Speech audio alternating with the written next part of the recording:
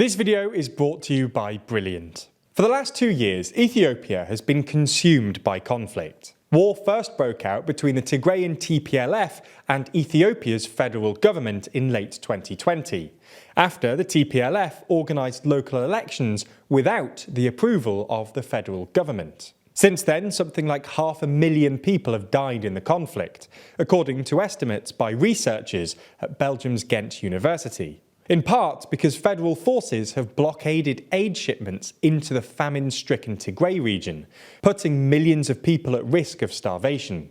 A ceasefire was finally agreed in early November, but just as the conflict appeared to be subsiding, an interethnic conflict between the Oromo and Amhara peoples has restarted, threatening Ethiopia's fragile peace. So, in this video, we're going to have a look at how Ethiopia's federal government and the TPLF finally ended the war, Prime Minister Abiy Ahmed's plans to centralise power in Ethiopia, and how these plans could spark yet another tragic conflict in a country that's been beset by interethnic conflicts for most of its modern history.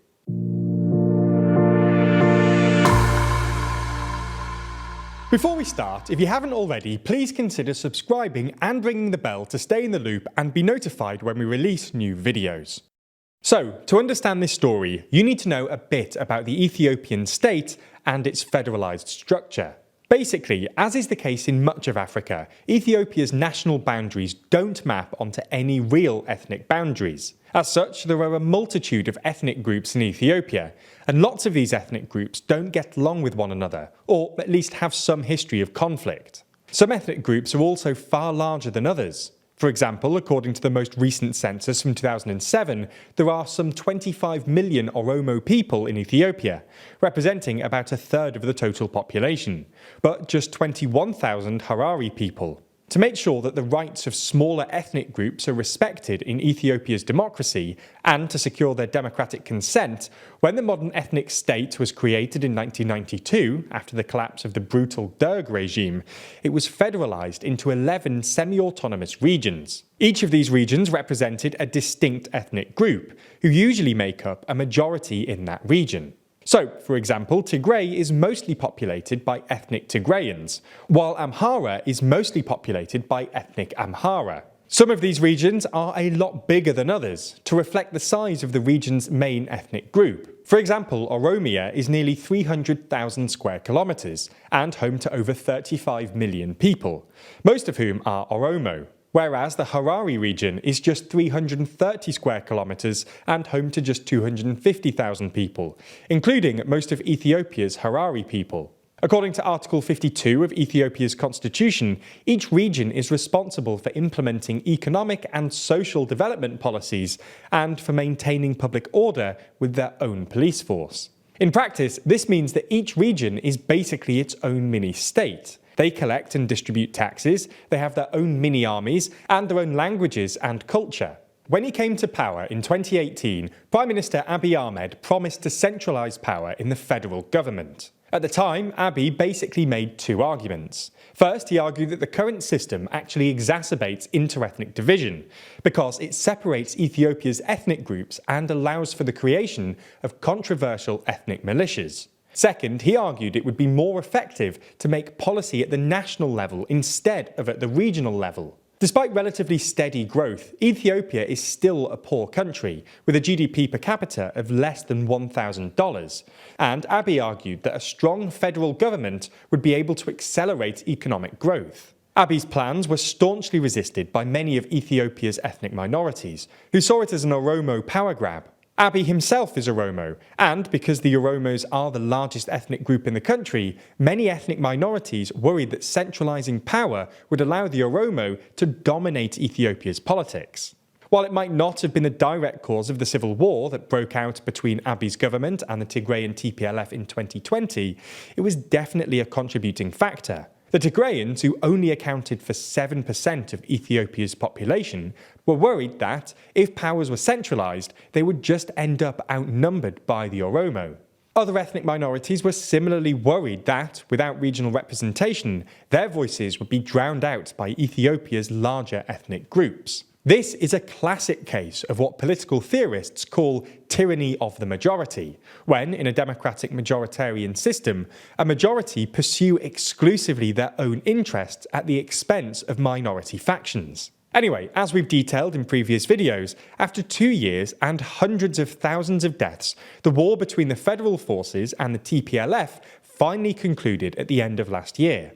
To give federal forces the upper hand against the TPLF, Abiy allied with Amhara's regional militia, known as the Fano. As part of the ceasefire agreement with the TPLF, Abiy agreed to fold the Fano into Ethiopia's federal army. This was mutually beneficial for both the TPLF and Abiy. The TPLF wanted the Fano gone because there were still simmering tensions after the war, and Abiy wanted to fold the Fano into Ethiopia's federal forces because it advanced his programme of centralisation. This started on Thursday the 6th, when the government released a statement announcing plans to, quote, build one strong and centralised army, and that the special forces of every region would be integrated into this new army. This didn't go down well with either the Fano or ordinary Amhara, who saw this as an Abiy-led Amhara power grab. Tensions between Abiy and the Fano were already running high before the announcement, largely because, even though the Fano had fought alongside Abiy during the Tigray War, the conflict had reignited interethnic tensions between the Amhara and the Oromo, culminating in a series of deadly clashes on the Amoria-Amhara border earlier this year. Anyway, the government's announcement sparked protests across the Amhara, including in the regional capital of Bahir Dar and Ethiopia's former national capital Gondar, where a curfew was implemented. This didn't deter Abiy, who promised to press ahead with his plan even if a price had to be paid.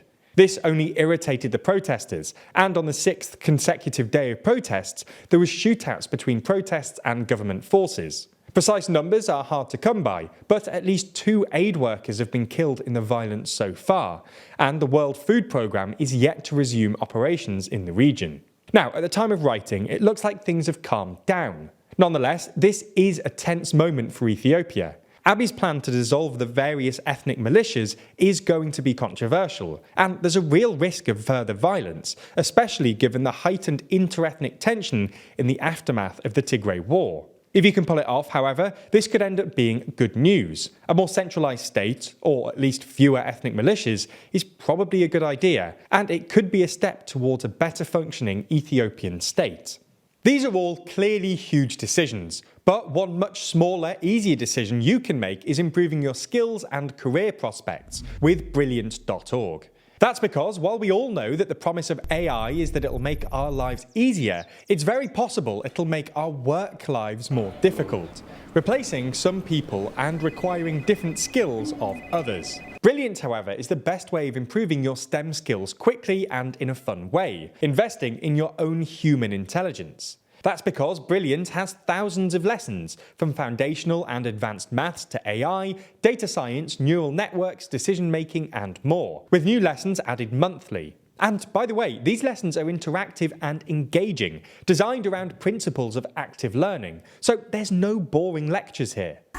That means that by investing a few minutes every day in lifelong learning, you can improve your skills and feel a real sense of accomplishment. You can try everything Brilliant has to offer, free for a full 30 days, by clicking on the link in the description. Plus, the first 200 of you will get 20% off Brilliant's annual premium subscription. Thanks for your support and for watching TLDR.